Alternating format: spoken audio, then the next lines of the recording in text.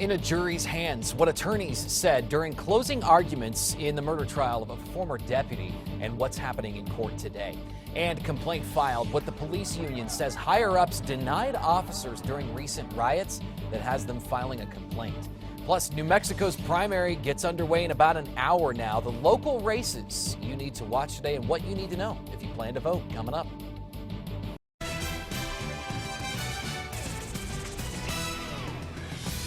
If the turnout is very high, I think we will win by big numbers.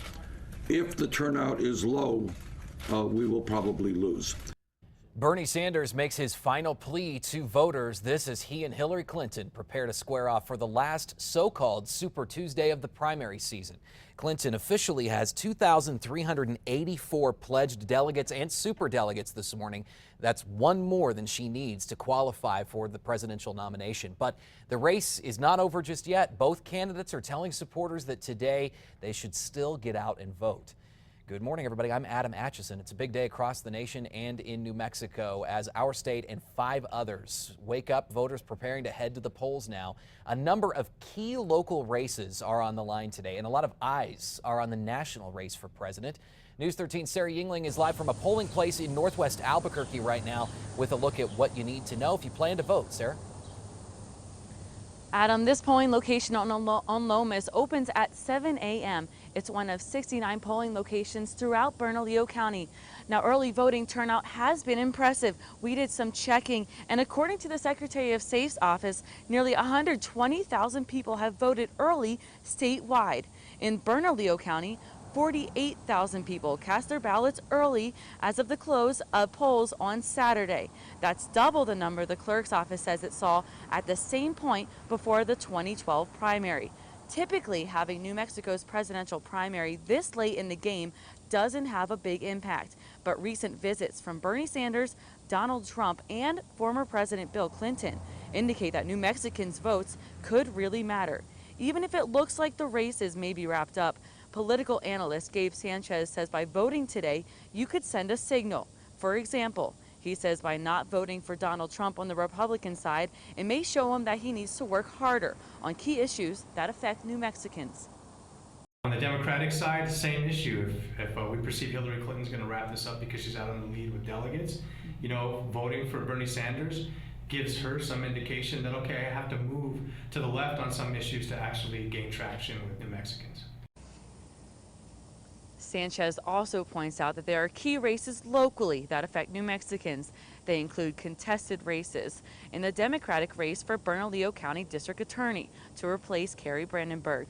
Also, local actor and politician Stephen Michael Quezada is running against Adrian Pedroza and Robert Chavez for Bernalillo County Commissioner on the Democratic side. Again, the polls open today at 7 a.m. and close at 7 p.m. If you aren't registered as a Republican or a Democrat for this primary, you're out of luck. Back to you. All right, thank you, Sarah. And we should mention it is too late to register as well. We do have a list of polling locations available to registered Republicans and Democrats today on the KRQE News app. On to the other big story of the day. It's the weather. It's been pretty wild in the last 24 hours with some storms across the state and also some hot temperatures. What can we expect today, Kristen? Much of the same. We do have more of the heat in store this afternoon, but also some of those storms expected to fire up after the lunch hour as well. So let's go ahead and get started with the time lapse from the town of Taos, Sangre de Cristo Mountains. As soon as the sun comes up, you can see they look good. A little bit of high cloud cover here and there, and it's the same exact thing that we're looking at here in Albuquerque this morning. But our temperatures are warmer in many areas. Even here in Albuquerque, we're still sitting at 69 degrees. More the 70 is found out across I-25 to the south, even 77 in Las Cruces. It's a mild start to say the least, but day planner shows it's going to be hot this afternoon. 93 is where I expect us to top out. That was yesterday's high out at the Sunport, but still a spot storm possible. It's not going to be very heavy here in Albuquerque, and there's not going to be very many unless you're up to the north and northeast. Those are the favorable areas for the showers today. Quick look at that allergy report shows grass up to medium, everything else down to low. But as far as the extended forecast goes, we're talking more wind as well as much better rain chances heading into the weekend. I'm going to break down the details of that coming up here in about 10 minutes. All right, Kristen, we'll see you then. Coming up on 5 minutes past the hour. Developing now, the Albuquerque Police Union says the city did not do enough to protect officers during the Trump protest 2 weeks ago. The union filed a complaint against the city and police department yesterday. APD says every one of its roughly 200 officers downtown that night and horses were hit by something.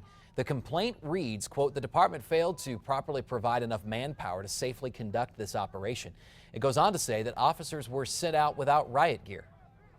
During the protest, officers started asking the supervisors on scene, can we go in groups back to get our gear, which they were denied. The mayor's office does not dictate, mandate, control how the skirmish line is produced, what equipment is worn or not worn, and that's ultimately decided by the public safety professionals. APD would not go on camera, but in a statement said officer safety is paramount and that the city handled the protests appropriately. The fate of former Santa Fe County Deputy Tai Chan is now in the hands of a jury today. In closing arguments yesterday, prosecutors hammered home their version of why Tai Chan shot and killed fellow Santa Fe County Sheriff's Deputy Jeremy Martin in October 2014.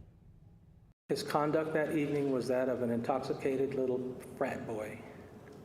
Somebody who could not accept the reality that he just got punched in the nose, and he didn't like it. Prosecutors say the men fought in a Las Cruces hotel room, but Chan took it too far, shooting Martin 5 times from behind. The defense argues Martin started punching Chan in their hotel room and even shot at Chan first. They also say investigators failed to test key evidence in this case.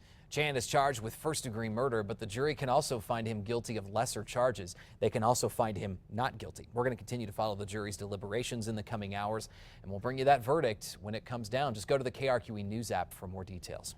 Developing this morning, federal authorities are weighing whether to charge a man with abducting his 2 stepsons. 26-year-old Clinton Johnson is accused of taking his 2 stepsons from a campground on the Navajo Nation in Arizona, prompting an Amber Alert. The boys were located on the side of the road just before noon Sunday, just west of Gallup. NMSU's athletic department is cutting back this morning to deal with the university's budget shortfall. NMSU officials say the athletic department has cut almost $430,000. They say all 15 coaches were forced to make cuts, some even dipping into fundraising accounts or cutting recruiting trips. Some positions were also left vacant for the year, and it won't just be the athletic department that will have to trim. The university is facing a $10.7 million shortfall. The university opted not to raise tuition to shore up costs, but to instead trim university-wide. A woman's emotional letter detailing sexual assault at a Stanford frat party is going viral this morning. That's after her attacker was given a punishment that many say did not fit the crime. Brock Turner was sentenced to 6 months for sexually assaulting the unconscious woman behind a dumpster. Turner is now receiving threats online. More than 100,000 people have signed a petition calling for the sentencing judge to be recalled. He's running unopposed today, which guarantees another 6 years on the bench. Analysts say it is unlikely that he'll be recalled. Breaking overnight, Helen Fabula Chavez, the wife of late civil rights activist Cesar Chavez, has died. The Cesar Chavez Foundation says she died Monday of natural causes in Bakersfield, California, surrounded by her family. Chavez was known for working with her husband to help union efforts for farm workers, all while raising a family of 8 children. In 1994, Chavez accepted the Medal of Freedom on her late husband's behalf. She was 88 years old.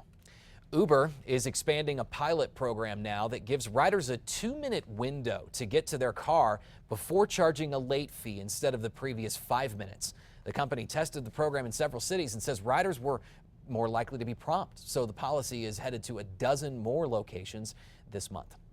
People living in a New York City neighborhood where Kanye West tried to hold a pop-up concert, some of them aren't happy this morning.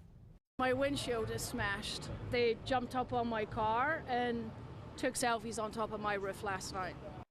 A lot of damage there. The rapper announced a surprise concert at Webster Hall late Sunday. That venue holds just 1,500 people, but 4,000 showed up, leading to mass chaos among fans on the streets.